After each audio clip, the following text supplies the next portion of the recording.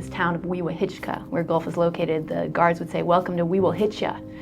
So I started to just really wanting to dig into that prison to see if there was, if this was just anecdotal or if there was a systemic pattern of violence and abuse.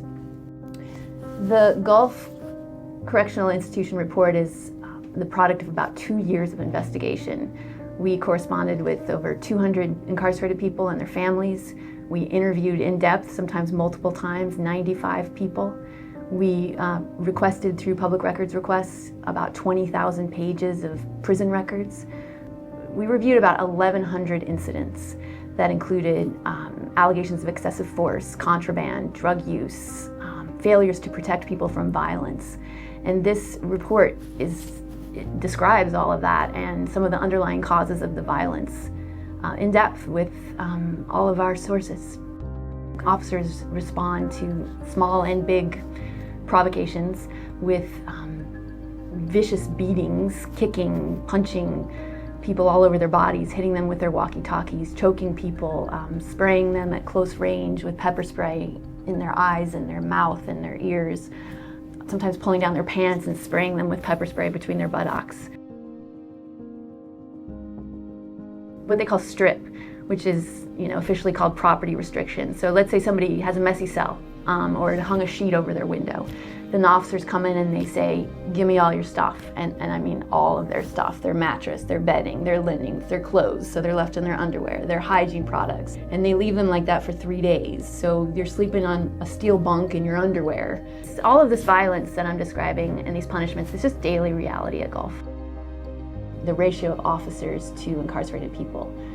There's just not enough officers to supervise everyone, and there's not enough officers to keep people safe. So, for example, Gulf at points has operated with a 50% officer vacancy rate, which means they have 50% of the staff they need to run the prison smoothly and safely. The officers who are there, they're overtaxed, they're overburdened, they're trying to do the work of several officers at once. And the United States Department of Justice has studied and documented this, that when there is low staffing, there is higher incidence of excessive force.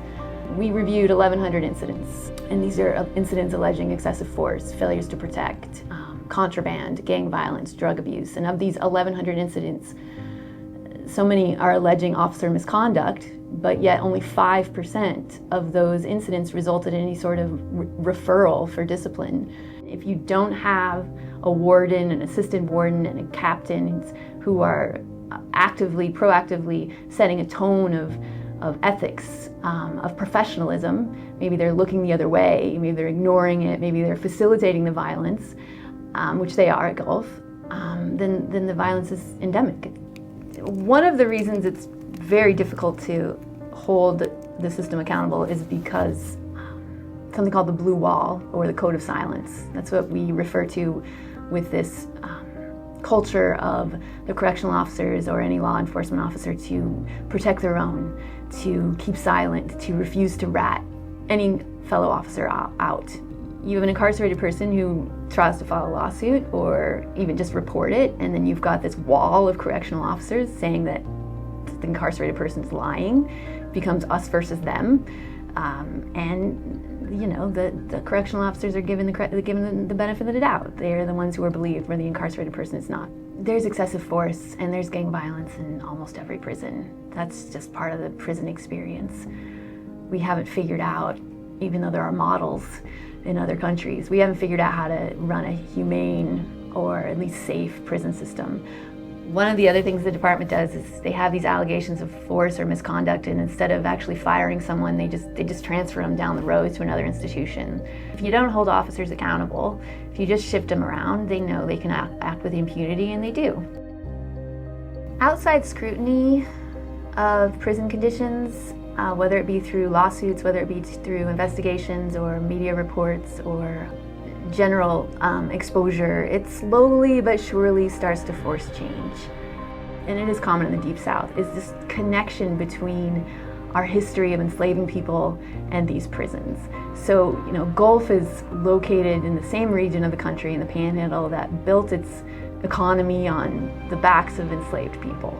And here we are with Gulf, with a lot of white prison guards controlling a mostly black and brown prison population in the same region of the country through violence, through beatings, through degradation, through separation from their family, through denial of education. I mean, we're just perpetuating the same pattern of history.